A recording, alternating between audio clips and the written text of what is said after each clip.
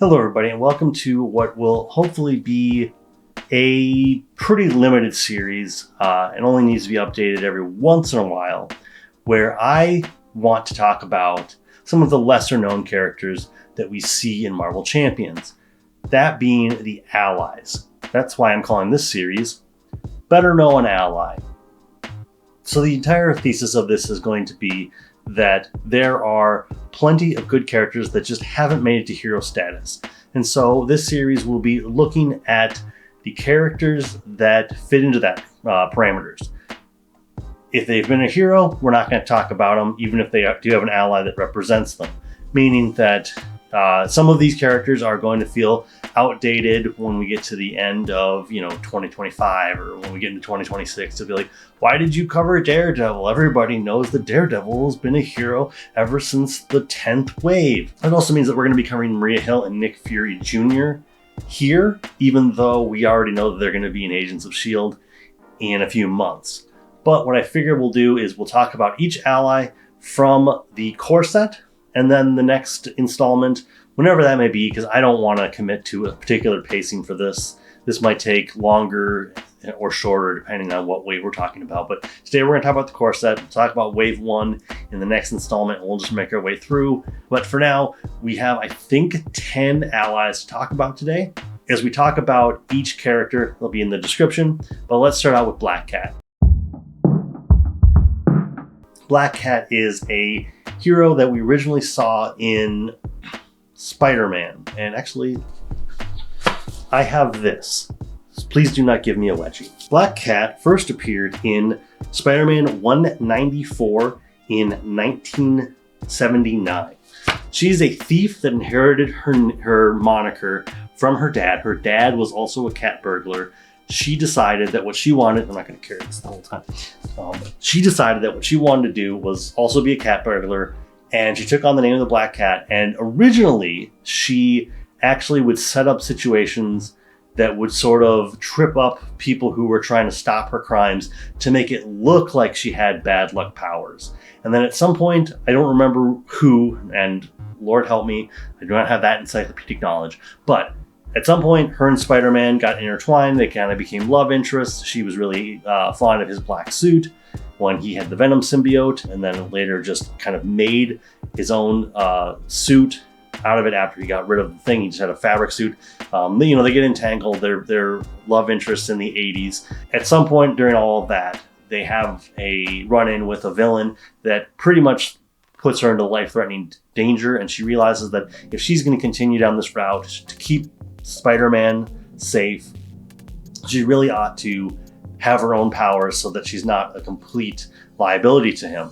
She goes to the Kingpin, she gets bad luck powers. Peter gets really touchy-feely with Mary Jane Watson. Black Cat kind of feels like, oh, maybe this isn't my game. And then comics are weird. Peter makes an arrangement with Mephisto, who is essentially Satan in the Marvel Universe, and his entire marriage gets erased. Nobody remembers that him and Mary Jane were ever married. This includes Black Cat. Black Cat kind of comes back into the foray. She becomes a crime boss of some form, and then that kind of position gets threatened. And nowadays, she's just, part of the Heroes for Hire, as her moniker on her card would say. And she is mostly on the side of the Angels. I would say she's kind of an anti-hero. She's not actively being a bad person, but she's not necessarily a goody two-shoes. Next up, we have Hellcat, aka Patsy Walker. I thought she was actually a really old character, and maybe I just got my lines crossed. Oh, you know what? I think I did. I think I know where I got my lines crossed now I think about it. Hellcat is a character who premiered in 1976's Avengers 144. And she is a character that idolized the Avengers quite a bit. And at some point takes on the costuming of the character that we will later in this video know as Tigra, and helps out the Avengers and the Defenders before kind of going back to a more run-of-the-mill normal life. And at some point she gets dragged back in, more stuff with the Avengers, more stuff with the Defenders. And I think at this point she mostly just hangs out with She-Hulk, because she knows She-Hulk in her life as a lawyer, as Jennifer Walters. She is a character that has existed, for the last 50 years. And just your typical Defenders, Avengers roster team member. Where is Shuri? Shuri starts with SH. Shuri is a character in the Marvel Universe, right? Oh, wow, okay. I thought she had more to her than this, but she's a very small section. So Shuri is actually a character that has not existed for quite that long in comparison to the other Marvel characters. She is a character that first premiered in Black Panther #2 in 2005. And she is the sister of T'Challa. She always wanted to be the Black Panther, and it isn't until after the Secret Invasion event where she becomes the Black Panther. But unfortunately, the Panther God kind of rejects her and doesn't fully take her in to be the Black Panther. And at this point, I believe she is just a member of the Wakandan government, like sitting in like a high council of some kind, but she is not the Black Panther. I think she kind of subs in whenever possible. Younger sister of T'Challa, she's pretty much a genius, and for the most part is, just, you get the general sense of her from her card. So Tigra. She appeared in The Cat #1 in November of 1972. And she basically got her powers from some cat people that she came across. And she was a costume hero in San Francisco. Eventually, her soul gets merged with like a cat spirit from the cat people that she originally got her powers from. And I believe at this point she is an instructor at she's an instructor at Avengers Academy, but she's a Defender. She's on there with Misty Knight and Valkyrie and all that stuff. All right, editing bay hero here. I got her confused. There's like 5 different Defenders teams that are notable, and the Defender team that she's most recently a part of is Beyond Defenders, which is the team on the screen. I got her confused for other characters that were in a Valkyrie and Misty Knight and Danny Moonstar led Defenders. That's not the team that I don't think she was ever on that team. She's still running around, but she's primarily an Avengers and Defender character. Next up, we have Daredevil, who premiered in Daredevil #1 in 1964. Kind of a character of little known origin. Nobody really talks about him. So I'm going to try to go into the best detail I can, even though you're probably skipping past this anyway. He is a blind superhero. His dad was a boxer. The blindness was caused by an accident. His dad was supposed to throw a fight. He didn't. I don't know if that's important to his origin. I don't remember how crucial that is to the accident that happened to him. But essentially, he gets some radioactive stuff on his eyes and it causes him to go blind, but it also gives him the ability to basically use echolocation. So he kind of can see without seeing, and eventually he becomes a lawyer. His buddy Foggy Nelson and Karen Page work with him, gets into fights with the Kingpin. He gets into fights with Bullseye and falls in love with Elektra. Then Bullseye kills Elektra. It's a whole long story. He's a very street level hero. And, he knows people like Luke Cage and, what's her name? Oh, Jessica Jones. There's a lot of Defenders, and I think that is a version of the Defenders that a lot of people know. I think he's also part of the Midnight Suns, if I remember correctly. I talked about him recently in a video where I was talking about scenarios that they could do in the game. He's part of the Shadowland event in the comics, where he is actually, I think for the most part, entirely a villain. He leads the Hand, which is, a bunch of ninjas. But Daredevil is a very well-known hero, and I expect him to actually be a hero in our game, if possible, very soon. Next up, we have Jessica Jones, who was a contemporary of Peter Parker, Spider-Man. She went to high school with him, and at one point during her, I think it's high school, college age, she gets into a car accident, and I think gets doused with chemicals and falls into a coma. Her family, I believe, dies in the accident. And when she comes out of the coma, she takes on a superhero moniker because she has her powers and everything. I think like flight and super strength, just the generic superpowers that one gets. And this is all going well until she runs into the Purple Man. And the Purple Man does things to her that will get me demonetized, so we're not going to talk about that. Let's just say it is a lot of mind control. And at some point, she, under this mind control, I believe, goes up against the Avengers, falls into another coma, because why not? And eventually gets revived and becomes a hero. She dates Luke Cage, they get married, they have kids, and I think the only other notable thing, and this is weird to say like notable as in recently because it was so long ago, but I know that she leaves for a little while during Civil War. She comes back so that her baby can get kidnapped during Secret Invasion. And I think right now she's just in the Defenders. I think it's fair to say that she's entrenched in Marvel history, but she actually doesn't have a lot of history. I know she's a character that came along in the 2000s. I'm not going to keep holding the book. This is when she premiered. But overall, she is just a formidable hero. I think now she has mental defenses so that the Purple Man can't do the Purple Man stuff to her. And, she's just, I don't want to say she's just the wife of Luke Cage, but that's sort of, they're just happily married. And I think they can be content with that.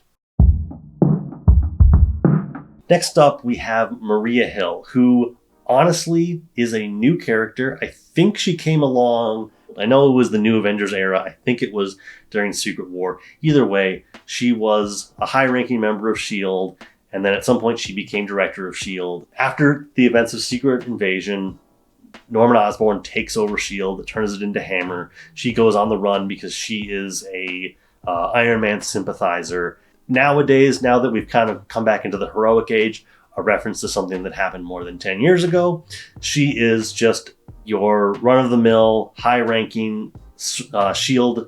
Member. I believe she might be the director at this point. I know she was the director at different points. I'm looking forward to her card and more of her stuff in the game. I want her to win me over. You also know her from the MCU. And yeah, just in general, high-ranking S.H.I.E.L.D. member. Next up, we have Luke Cage, aka Power Man. He was a street-level sort of gang member until he had a run-in with the Magia. Fingers crossed that they will be in the game at some point. He had a run-in with the Magia. He goes to prison, and he gets early parole by volunteering to be a part of the Super Soldier Serum, or Super Soldier program, trying to recreate Captain America. Gets out of jail, has early parole, gets the bulletproof skin, gets the super strength, becomes a hero for hire, so kind of a morally gray character in the 70s when he premiered. And then at some point he kind of links up, well, I guess Heroes for Hire was part of him linking up with Iron Fist. Most recently, obviously, we just talked about Jessica Jones and how he got into the relationship with her that's been strong for the last 20 years. I would say the most prominent thing that he's done in a long time is he was a part of Brian Michael Bendis' New Avengers in the early 2000s. That all culminated with Civil War into Secret Invasion. When we came out of that, he was a part of the Defenders with same roster: Danny Rand, Jessica Jones, Daredevil. I don't know. The Marvel Universe is complicated where there's just multiple teams with the same name, and they need to start using things like West Coast and Midwest Avengers to signify people. And we need Fearless Defenders, and we have regular Defenders, and then we have the Defenders that has Doctor Strange in it, and it's a complicated thing. But that he is part of like the street level Defenders brand. Next up, we have Mockingbird, who was a S.H.I.E.L.D. agent very early on. And at some point, she gets kind of entangled with Hawkeye. And I believe they get married and then move out to the West Coast, where they found the West Coast Avengers. During a mission with the Avengers, Mockingbird lets an enemy fall to their death. And this puts a wedge between Hawkeye and Mockingbird. Then she seemingly dies at the hands of Mephisto. He's just all over this. He's everywhere at all times. And she seemingly dies at the hands of Mephisto, but in reality, she was replaced by a skull. That's what the decomposed body. She's replaced by a Skrull, and so the Skrull dies. Great work, Skrulls. You did it. And she comes back after Secret Invasion, and at that point, Hawkeye is going under the name of Ronin, somebody we've seen. I don't know. In our game, I don't know if Ronan is Echo at that point. I don't know which representation. I'm not going to go look at this point. Comes back. Hawkeye is his own messed up person at that time, and they get a divorce. And the last thing that I'm aware of Mockingbird doing is that she is a member of the Secret Avengers. It's a loaded thing. Just believe me, the Secret Avengers is a thing that exists. And last but not least, we have Nick Fury Jr., who in our base set we know as just Nick Fury. He's the one that looks like Sam Jackson.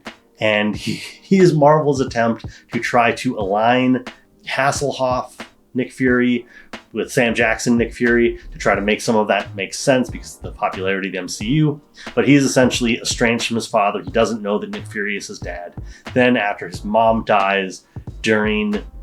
That must have been Fear itself, I think. Because I think that's when Nick Fury proper dies, and I think his mom tells him, or he finds out that Nick Fury was his dad. He joins S.H.I.E.L.D. at that point because he was already, I think he was in the Afghanistan war. Another thing that's going to be difficult to make sense of in 20 years. But either way, and at this point, he's just, he is the Nick Fury of the Marvel Universe because his dad has passed away. And yeah, that's how we got Nick Fury Jr., and I can't wait to talk about Nick Fury Sr. in mid-2025. That is all of them. And next time we'll be talking about the allies that appear in the packs between, well, I guess that first wave of packs, like Captain America to the Hulk or Doctor Strange, whatever the print order was. Until the next time, I will thank you for your time and see you then. Let's see here. You could really work on your abs if I did this in bed.